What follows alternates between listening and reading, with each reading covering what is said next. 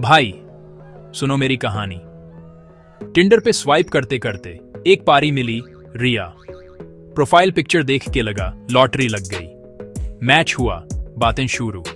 2 दिन तक हे hello how are you चला। हिम्मत करके पूछा डेट पे चलोगी। बंदा कॉन्फिडेंट था।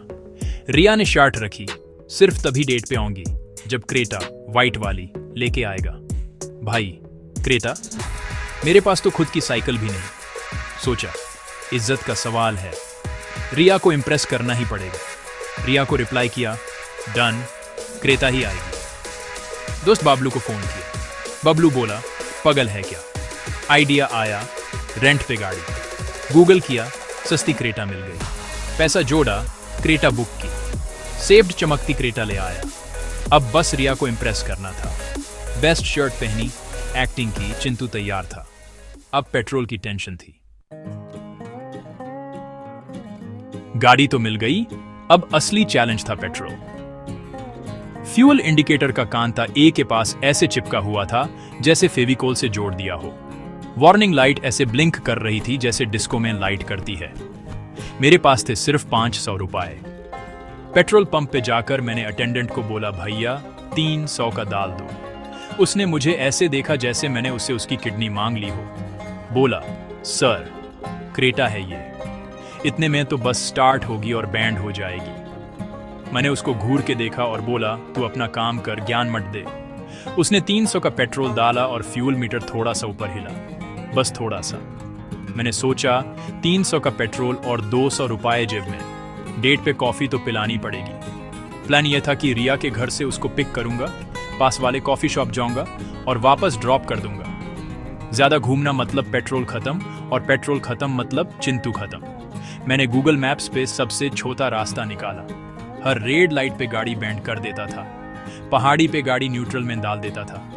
पूरा साइंटिस्ट बन गया था मैं। हर एक बूंद पेट्रोल की कीमत में जानता था। उस दिन मुझे पेट्रोल की कीमत अनमोल लगी। रिया के घर के पास पहुंचा। दिल जोर जोर से धड़क रहा था। एक तरफ रिया से मिलने की एक्साइटमेंट, दूसरी तरफ पेट्रोल खत्म होने का डर। मैंने गाड़ी को एकदम स्टाइल में पार्क किया। उसको मैसेज किया आई एम आउटसाइड। 5 मिनट बाद रिया घर से बाहर आई। भाई क्या लग रही थी, बिल्कुल हीरोइन जैसी। इतनी सुंदर लड़की देखकर मैं सारी टेंशन भूल गया। एक पल के लिए लगा कि शायद क्रेटा का प्लान काम कर गया। रिया ने आते ही गाड़ी को ऊपर से नीचे तक देखा। उसके चेहरे पे एक स्माइल आई। उसने कहा वाओ नाइस कार। मेरा सीना 56 इंच का हो गया।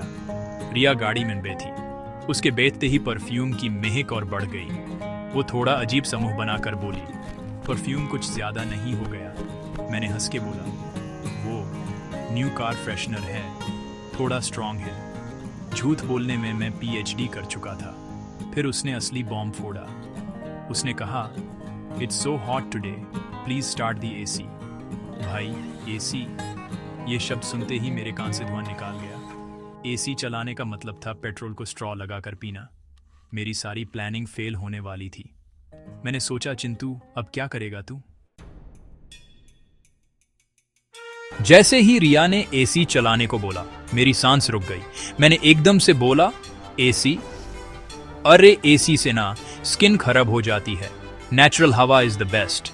देखो आओ शीशा नीचे करते हैं। मैंने फटाफट सारे शीशे नीचे कर दिए।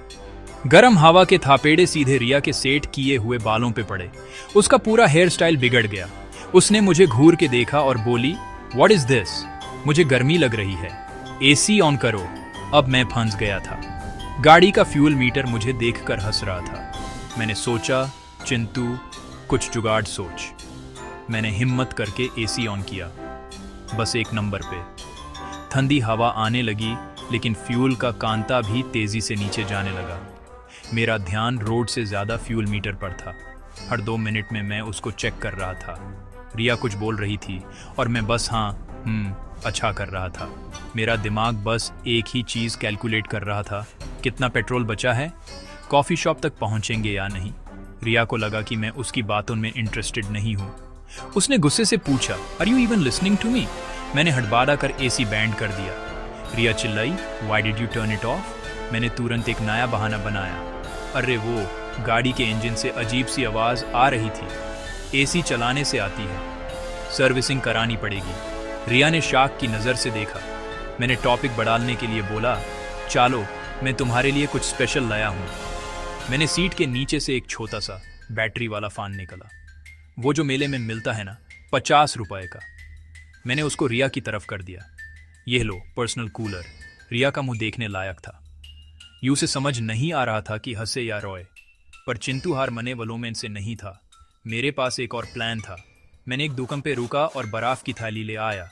मैंने रिया से कहा, यह देखो जापानीज कूलिंग टेक्निक। मैंने बर्फ को एक कपड़े में लपेटा और डैशबोर्ड पे रख दिया। अब देखो एसी से भी ठंडी हवा आएगी। रिया बस चुपचाप मुझे देखती रही। उसको शायद यकीन हो गया था कि वो किसी पगाल के साथ डेट पे आई है। गाड़ी के अंदर का माहौल इतना ऑकवर्ड हो गया था कि बर्फ भी गर्मी से पिघल रही थी। और गाड़ी अब हिचकियां लेने लगी थी।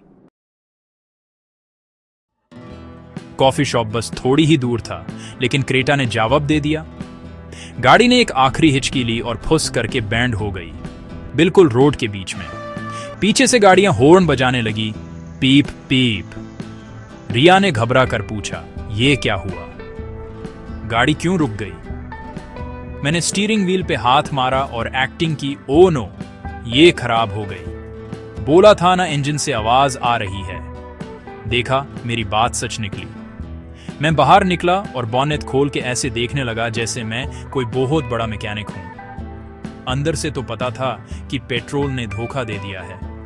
रिया भी गाड़ी से बाहर आई। उसका गुस्सा 7वें आसमान पर था।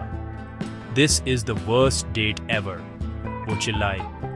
पहले वो परफ्यूम, फिर एसी का ड्रामा, ये फैन, और अब ये। मैंने सोचा अब तो जो होना था हो गया। थोड़ा स्टाइल में ही सिचुएशन को संभलते हैं। मैंने बॉनेट बैंड किया, रिया की तरफ मुड़ा और एकदम हीरो वाले स्टाइल में बोला, डेट अभी खत्म नहीं हुई है, असली एडवेंचर तो अब शुरू होगा। रिया ने अजीब सी शक्ल बनाई। मैंने पास से गुजार रहे एक ऑटो रिक्शा को हाथ दिया। चलो कॉफी पीने चलते हैं, इससे बेहतर राइड और कहाँ मिलेगी। रिया ने मुझे ऐसे देखा जैसे मैं कोई एलियन हूँ।